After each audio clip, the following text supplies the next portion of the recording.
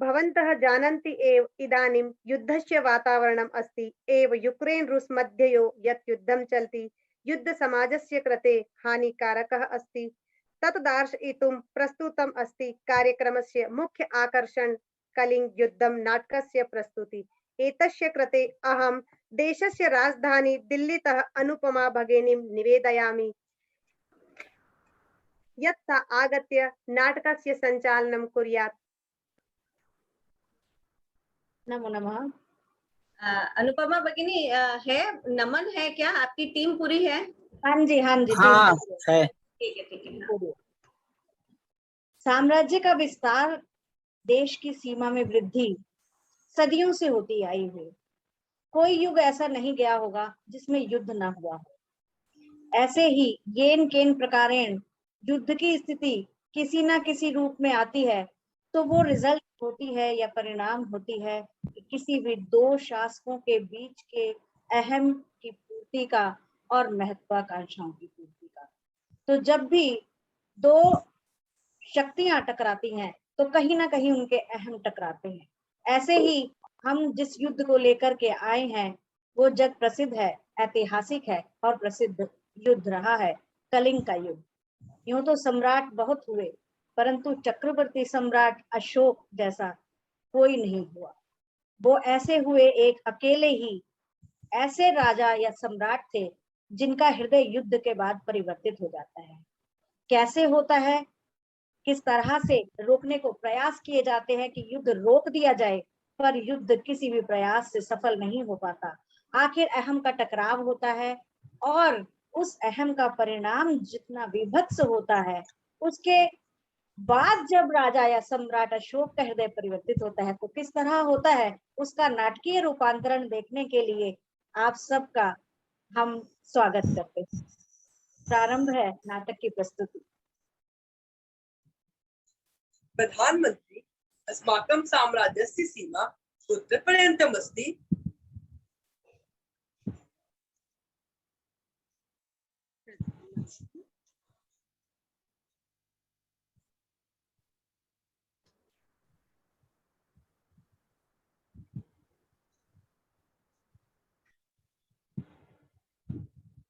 प्रधानमंत्री, किं वदितुमिच्छसि?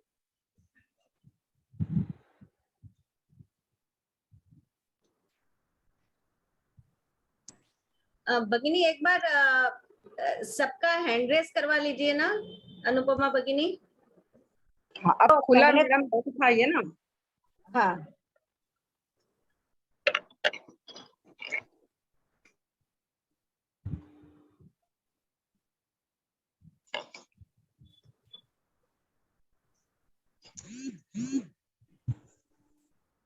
वदतु प्रधानमंत्री महोदय। महाराज,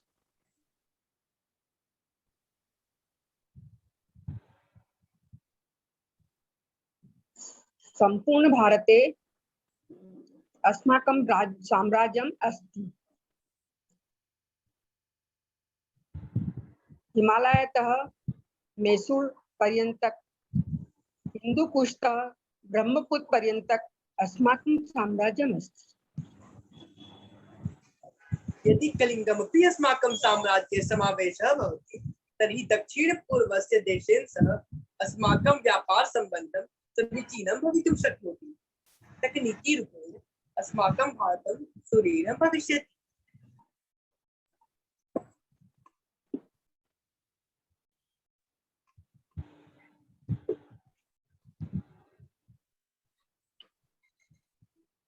महाराज, प्रायशः संपूर्ण भारतं भवतः राजाधीनः अस्ति। कलिङ्गम् उपरि विजयं कृते भवान् पुनः युद्धं करिष्यसि वा?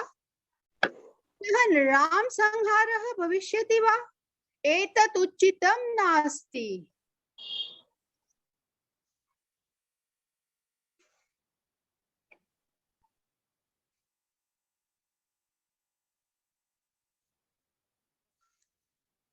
अशोक, राजन वदतु।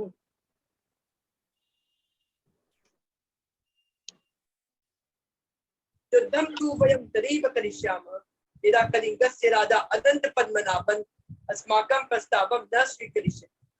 प्रधानमंत्री, कलिंगस्य राजां प्रति अस्माकं सन्देशं प्रेषयतु। कलिंगस्य शासनं शीघ्रम् अस्मान् समर्पयेत्, अन्यथा युद्धस्य रचनां कुर्यात्। किंतु महाराज, युद्धस्य परिणामः समीचीनः न भवेत्। कोऽपि न ज्ञातुं शक्नुवन्तः कति गृहाणि नष्टाः भविष्यन्ति, कियत् रक्तं पत भविष्यति। इदानीं पर्यन्तं सर्वेषां युद्धानाम् एषः एव परिणामः अस्ति। आचार्यवर, भवान् न ज्ञातुं शक्नोषि यत् कलिंगम् उपरि विजयी भवेत् तर्हि देशस्य व्यापारः यत् रूपेण वर्धयिष्यति। नूतनैः विज्ञानेन सम्पूर्णदेशं समृद्धं तथा वृद्धिम् उन्नतं स्थानं प्राप्स्यति। अहं विस्तारेण सह विकासम् अपि कर्तुम् इच्छामि। शान्तं मार्गमपि अनुसरणं कर्तुं शक्यते। राजन्, पुनः एकवारं चिन्तनं करोतु। अस्माकं निर्णयः स्थिरः अस्ति। मां विरुद्धं प्रयासः व्यर्थः अस्ति। प्रधानमंत्री महोदय, मम सन्देशं स्वीकृत्य कलिंगस्य राजा अनंत पद्मनाभनस्य समीपे गच्छतु। अस्माकम् अधिपत्यं तेन स्वीकरणीयम् एव भविष्यति। यदि ते अस्माकं प्रस्तावं न स्वीकरिष्यन्ति चेत् तर्हि वयम् आक्रमणं करिष्यामः। एतत् सन्देशं शीघ्रातिशीघ्रं कलिंगस्य राजानं सूचयतु। अस्तु महाराज। महाराज, भवान् पुनः युद्धं कर्तुम् इच्छति वा? महाराज, पुनः निर्णासंहारः एतत् उचितं नास्ति। एतादृशी निर्दोषजनानां वधं कृत्वा किं प्राप्स्यति भवान्? सम्पूर्ण भारतदेशस्य शासनम् एव भवतः जीवनस्य लक्ष्यम् अस्ति? लालसा वा? कृपया वदतु। एषः न मम जीवनस्य लक्ष्यम् अथवा लालसा अस्ति। कलिंगमुपरि तु वयं निश्चयेन परन्तु महाराज, किञ्चित् विचारं करोतु। अन्ते किं प्राप्स्यति भवान्? एतं पङ्कं पश्यतु। कथं सुखेन कष्टं विना हस्तात् शनैः शनैः भूमिं पतति, तथैव अस्माकं जीवनमपि स्खलति शनैः शनैः। परन्तु देवी, किञ्चित् चिन्तयतु। दक्षिण-पूर्वदेशैः सह यदा अस्माकं व्यवसायं वर्धयिष्यति चेत् ज्ञान-विज्ञानेन साहाय्येन तर्हि अस्माकं देशस्य यत् रूपेण विकासः भविष्यति इति वयं चिन्तनमपि न कर्तुं शक्नुमः। महाराज, भवान् किमर्थं न अवगच्छति? एषः केवलं भवतः हठः तथा च अहङ्कारः अस्ति। अहं सत्य असत्य विवेकः दर्शितुं प्रयत्नं करोमि, परन्तु न सफलीभवति। राधा गुप्तं पुनः आगच्छतु, एषा मम प्रार्थना अस्ति। महाराज्ञी, वयं भवत्याः भावनाम् अवगच्छामः, किन्तु भवती अस्माकं शब्दान् न अवगच्छति। इदानीं कलिंगस्य उपरि विजयः एव अस्माकं राष्ट्रस्य प्रज्वलं भविष्यमस्ति। परन्तु महाराज, किं युद्धमेव केवलं विजयस्य मार्गः अस्ति खलु? किं हिंसेन विना भवान् कलिंगं प्राप्तुं न शक्नोति वा? इदानीम् अपि समयः अस्ति महाराज, कृपया स्वनिर्णयं परिवर्तनं करोतु। न महाराज्ञी, एतत् असम्भवम् अस्ति। अस्माकं निर्णयः अटलः अस्ति। तिष्ठतु महाराज, तिष्ठतु।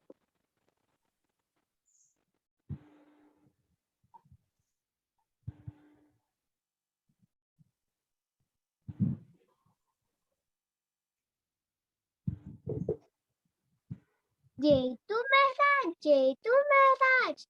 मगध प्रधानमंत्री राधा गुप्ता सम्राट अशोकस्य सन्देशं स्वीकृत्य आगतवान्। राधा गुप्तं सभां प्रेषयतु। अस्तु महाराज।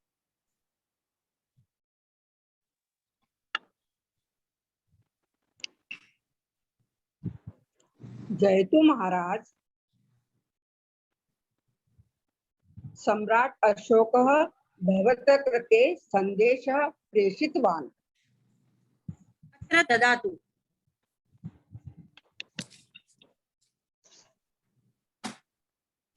किं सन्देशमस्ति पश्यामः। किं भवतः सम्राटः अस्माकं कृते अस्माकम् आत्मसमर्पणः इच्छति, अर्थात् अशोकस्य प्रभुत्वम् असम्भवम् असम्भवम् अशोकस्य प्राधान्यं वयं स्वीकर्तुं न शक्नुमः। राधागुप्त महोदयः, कृपया अस्माकं सन्देशं स्वराजां वदतु यत् वयं भवतः प्रस्तावं न स्वीकुर्मः, वयं युद्धं स्वीकुर्मः। गच्छतु। सेनापति, युद्धस्य सज्जतां करोतु। वयम् आक्रमणं न करिष्यामः, किन्तु तेषाम् आक्रमणस्य उत्तरं दास्यामः। अस्तु महाराज, यथा आज्ञा।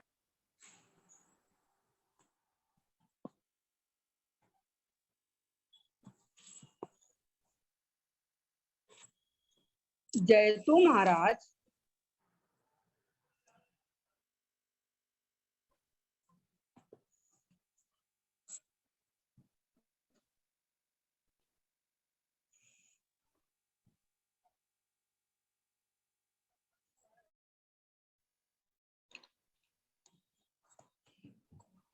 राधागुप्त, किम् उत्तरम् आनीतवान् भवान्? जयतु महाराज। कलिंगस्य राजा अस्माकं प्रस्ताव न स्वीकरोति, अपि कस्यापि परिस्थिति तः सिद्ध न होति। यदि कलिंगस्य राजा एतावत् अभिमानी अस्ति तर्हि सेनापति आक्रमणस्य सज्जीकरोतु। इदानीं निश्चयेन युद्धं भविष्यति। कलिंगस्य उपरि अस्माकं पितामहः चन्द्रगुप्तः तथा च पिता बिन्दुसारः विजयं न प्राप्तवान्, तस्य उपरि वयं विजयं प्राप्स्यामः।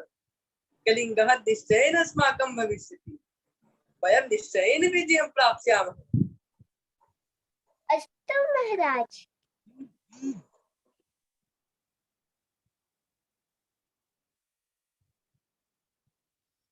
जयतु महाराज, जयतु महाराज। वयं कलिंगम् उपरि विजयं प्राप्नुमः। अधुना कलिंगे राज्यम् अस्माकं देशस्य अङ्गम् अस्ति। पाठं पाठं राजगुरु, अहं यत् कथ्यते तत् कार्यं करिष्यते। पश्यतु राजगुरु, पश्यतु, अस्माकं साम्राज्ये सम्पूर्णं भारतं समाविष्टः अस्ति। हा हा हा, कलिंगमुपरि वयं विजयं प्राप्नुमः।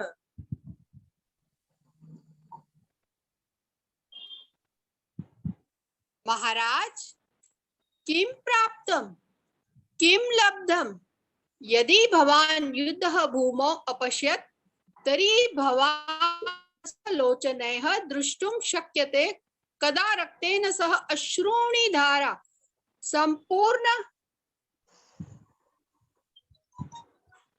संपूर्ण भूमौ प्रवहन्ति। अत्र तत्र शरीरस्य विभिन्न अंगानि वहन्ति इति दृश्यं दृश्यते। अत्र तत्र गरुत्मतः काकः च मांसानि खादन् दृश्यते। एकं सूचना अपि अस्ति महाराज। कलिंगस्य मुख्यद्वारम् अधुना अपि बन्धितम् अस्ति। सेनापतिः, यत् राजगुरुः कथितवान् सर्वं सत्यमस्ति वा? आम् महाराज, आम्। किन्तु भवान् कदा अपि न उक्तवान्। क्षम्यतां महाराज, क्षम्यताम्। चलतु सेनापतिः, चलतु। अद्य अहं स्वयं युद्धभूमौ गमिष्यामि, स्वयं युद्धं करिष्यामि। भवता आज्ञा यत् अस्ति। प्रथमम् अहं युद्धं स्थानं गन्तुम् इच्छामि। अवश्यं महाराज।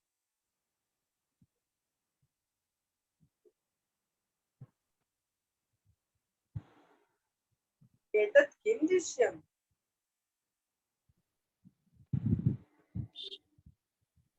एतत् किं दृश्यम्?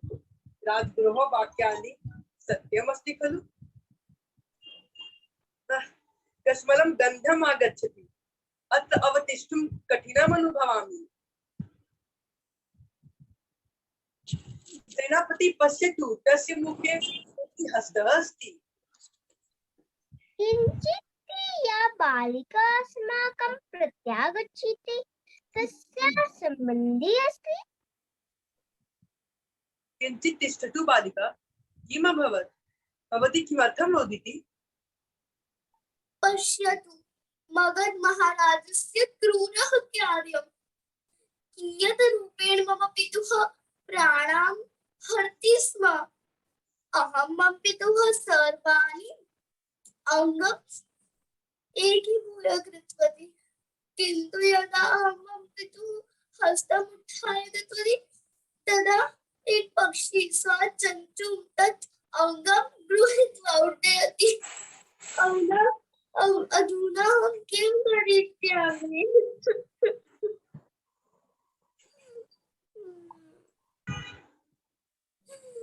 बालिका, यदि सम्राट अशोकः भवत्याः समीपे उपस्थितः चेत् भवती किमर्थं किं करिष्यति?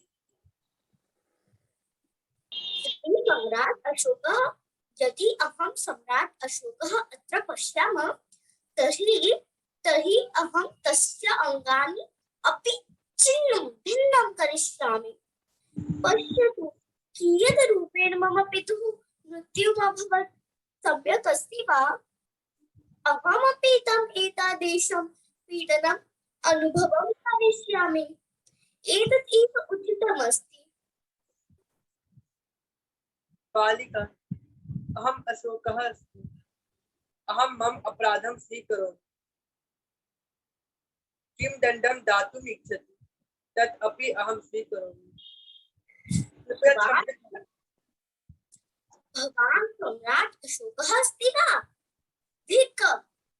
भवान् एव कारणमस्ति मृत्युशरीरस्य राशि। अहं भवान् मारिष्यामि।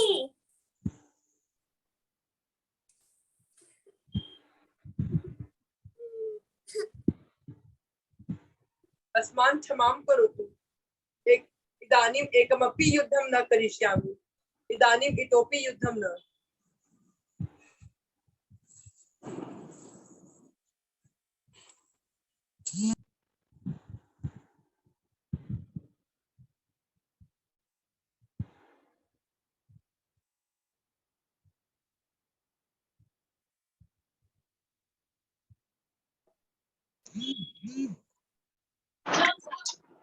मिथ्यावादी अस्ति एषः राजा। एतस्य वचनस्य उपरि विश्वासं न करोतु। एषः तु केवलं साम्राज्यम् इच्छति। कोऽपि जीवेत् या मरेत् इति कदापि नास्ति। कदापि चिन्ता नास्ति। धिक् भवतः उपरि। भवान् मम पति, मम पुत्र, मम भ्राता च हन्ति स्म।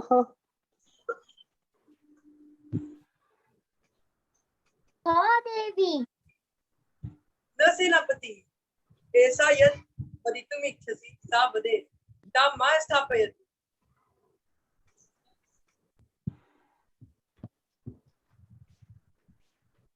सेनापति, काश्चित् अत्रैव आगच्छति। महाराज, एषा कलिङ्गस्य स्त्रीसेना अस्ति या अस्माकं दिशा एव आगच्छति। स्त्रीसेना?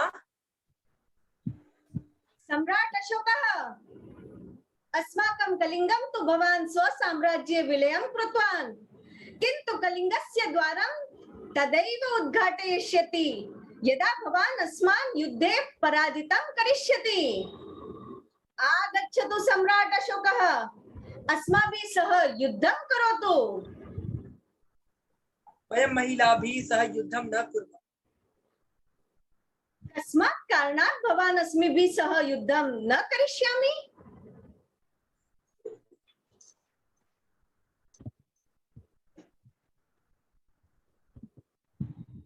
महाराज, अहम स्त्री सह युद्धम अधर्मम मन्ये, अतः अहम युद्धम कर्तुम असमर्थ।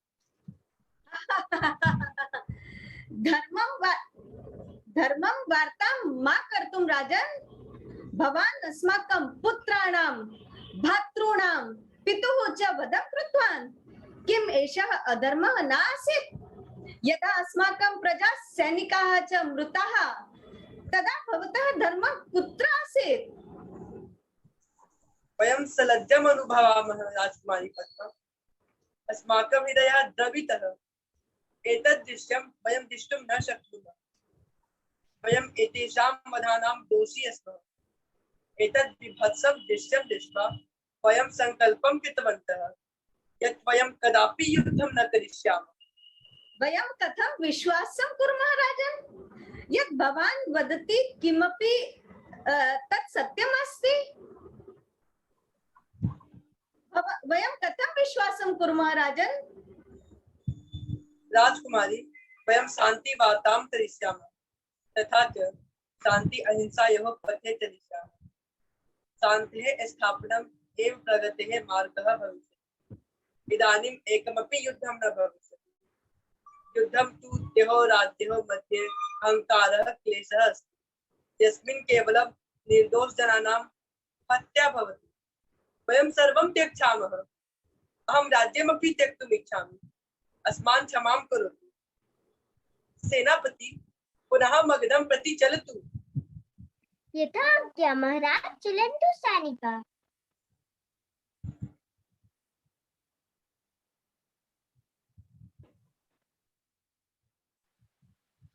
तो आपने देखा कि किस तरह से एक युद्ध के बाद इतनी भयावह स्थिति हुई। मुझे 4 पंक्तियां याद आ रही हैं, मैं जरूर सुनाना चाहूंगी। एक युवा कवि ने लिखी है, यह देख भयावह दृश्य बताओ, किसका दिल नहीं दुखता है। यह देख भयावह दृश्य बताओ, किसका दिल नहीं दुखता है। इस ओर लोग उस ओर लोग, तो क्यों युद्ध के फैसले आते हैं। इस ओर लोग उस ओर लोग, फिर क्यों युद्ध के फैसले आते हैं। यह युद्ध बड़े बड़े मुल्कों को वर्षों पीछे ले जाते हैं।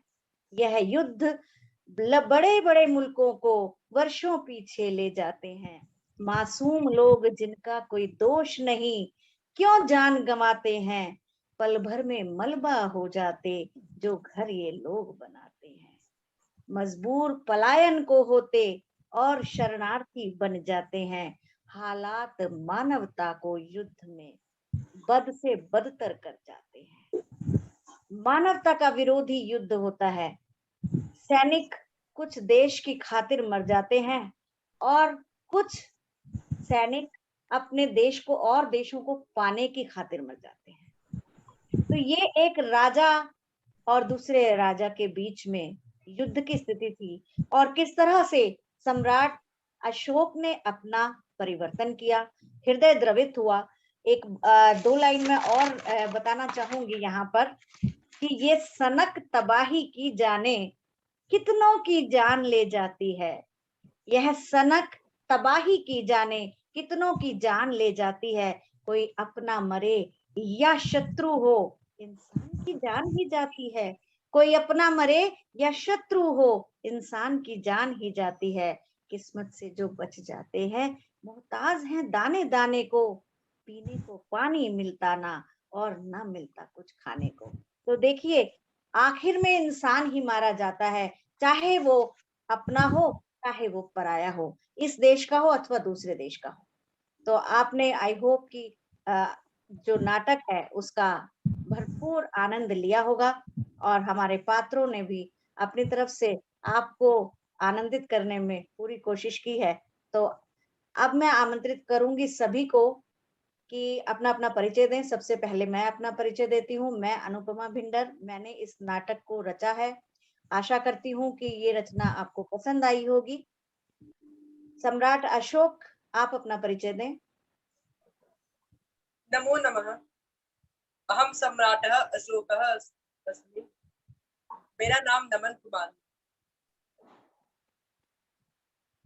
आप देवी जी, देवी के रूप में अपराजिता, अपराजिता आप अपना परिचय दीजिए। सब आगे आगे एक दूसरे को बोलते जाएं। आं महोदय। नमो नमः। मम नाम अपराजिता अस्ति। अहं देवी आसीत्।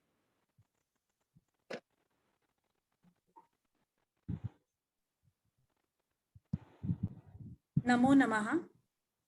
अहं कलिङ्गराजा। मम नाम प्रचिति।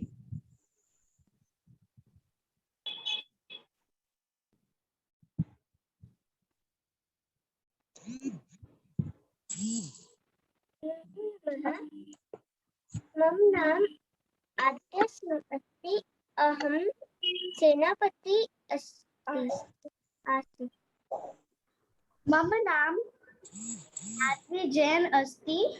अहं बालिका अस्मि। महिला।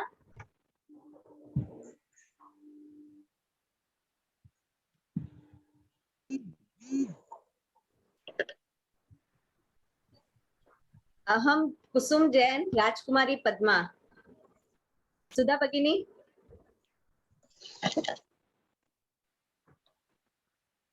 नहीं, अहम सुधा सिरोया, कोलकाता, महिला।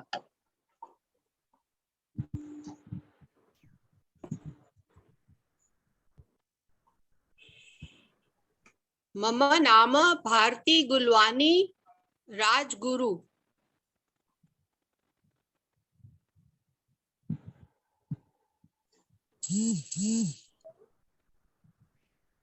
अंते चेतन महोदय। कलिंग राजा भी, और चेतन महोदय ने अनुवाद किया है। बिल्कुल अपना परिचय दें पहले चेतन महोदय। प्रधानमंत्री परिचय न। अहम प्रधानमंत्री। हाँ, अपना परिचय दीजिए आप। अहम प्रधानमंत्री आशा शर्मा अस्मि। कलिंग राजा।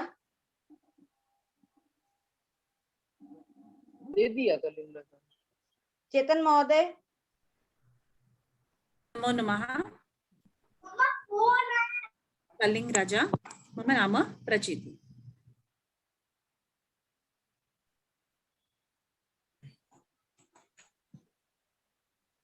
चेतन महोदय ने इस नाटक का संस्कृत में अनुवाद किया है।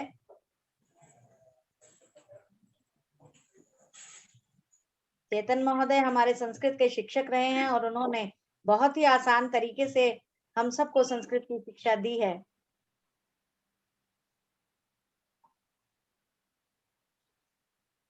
चेतन महोदय ना अस्ति। चेतन महोदय। चेतन महोदय शायद उनसे बात कर रहे गेस्ट जो। अच्छा, अस्तु अस्तु महोदय।